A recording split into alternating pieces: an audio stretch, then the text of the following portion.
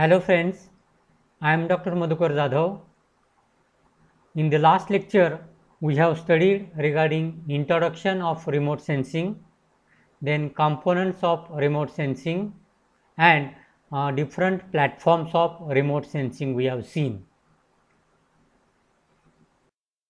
In this lecture, we are going to study regarding types of remote sensing systems, basic processes in remote sensing and applications of remote sensing.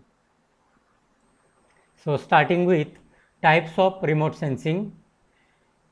First type is visual remote sensing system such as human visible system, then optical remote sensing, then infrared remote sensing, microwave remote sensing, radar remote sensing, satellite remote sensing, airborne remote sensing and acoustic and near acoustic remote sensing. So, these are the different types of remote sensing systems. Next one, basic processes involved in remote sensing. In remote sensing, the different basic processes are involved. In that, first one is the data acquisition. So, in this energy propagation takes place from, we can say, platform. Second one, processing, that is conversion of energy pattern to the images. Third one, analysis, that is quantitative and qualitative analysis of whatever the images which are processed by the RM. RS, remote sensing.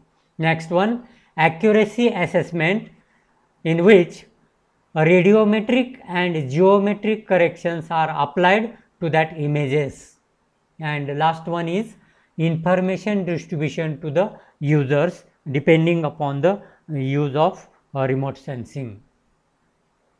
So, in this figure, remote sensing processes are shown. First one is the energy source or illumination, as we have seen in the previous, we can say, slides. All are there from A to say up to Z application analysis. Next slide. See, this is the remote sensing process, in which, say for example, the sun rays are following like this,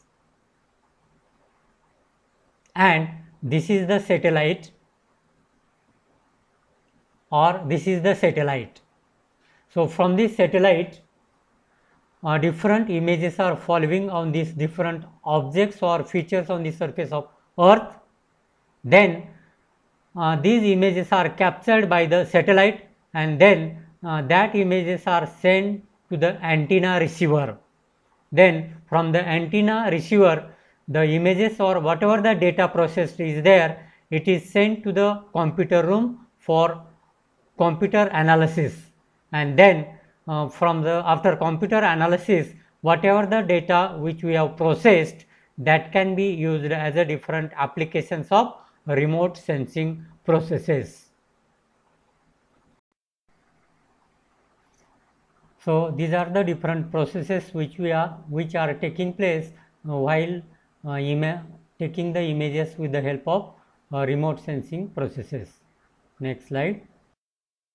Remote sensing applications. First applications is in land use planning. So, remote sensing data is useful in obtaining up-to-date land use pattern of large area at any given time, and also monitor changes that occurs from time to time. It can be used for updating road maps, asphalt condition and wetland delineations. This information is used by regional planner and administrator to frame policy matter for all-round development of the region.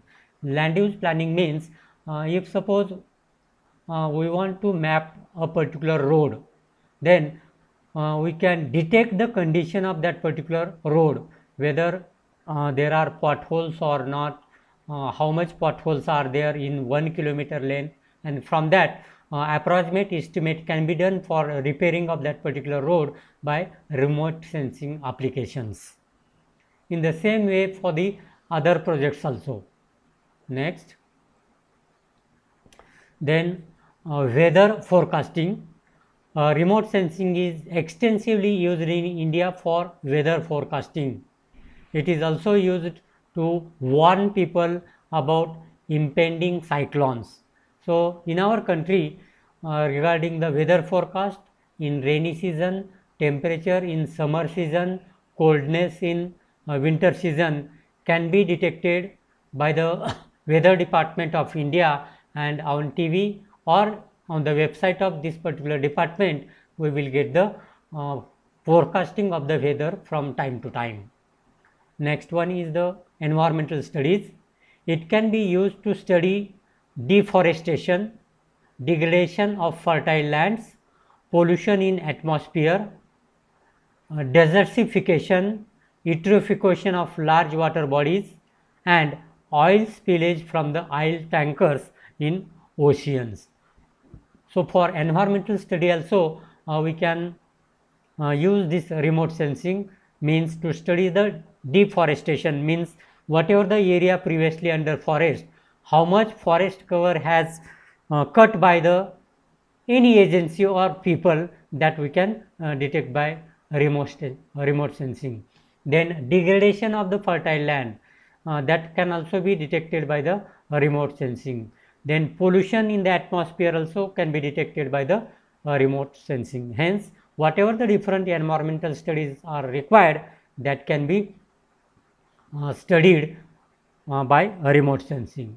Next one, study of natural hazards. As we know, various natural hazards are taking place on the surface of earth. So, remote sensing can be used to study damages caused by the earthquake, volcanoes, landslides, floods, and melting of ice caps in polar regions.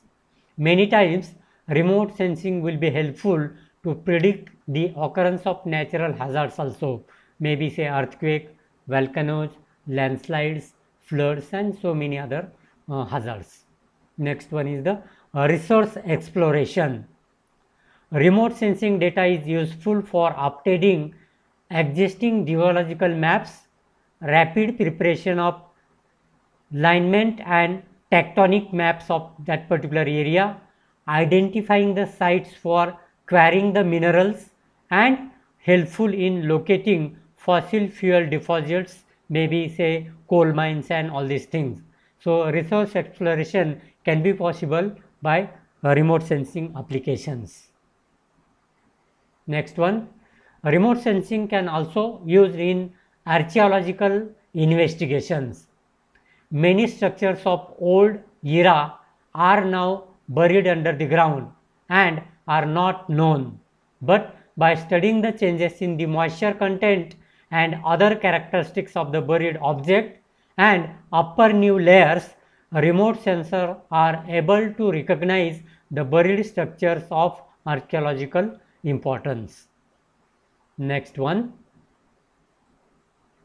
applications of remote sensing in water resources.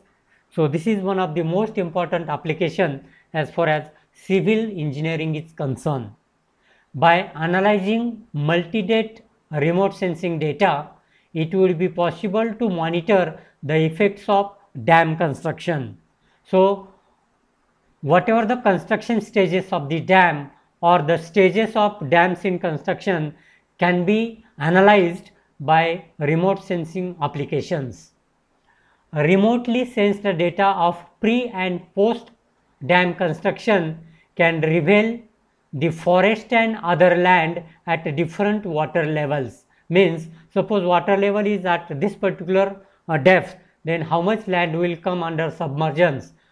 If water level is this much, how much land will be under water, that can be detected by the data from the we can say remote sensing. This would also help in preliminary investigation of impact assessment of dam and the rehabilitation required for the people those who are residing in that particular area. Next one, to study the feasibility of inter-basin transfer of surplus flood water. The RS data can be cost effective for this purpose. Means if suppose in Maharashtra the different basins are there, maybe say Krishna basins, Godavari basins and the other basins which are in Vidarbha region.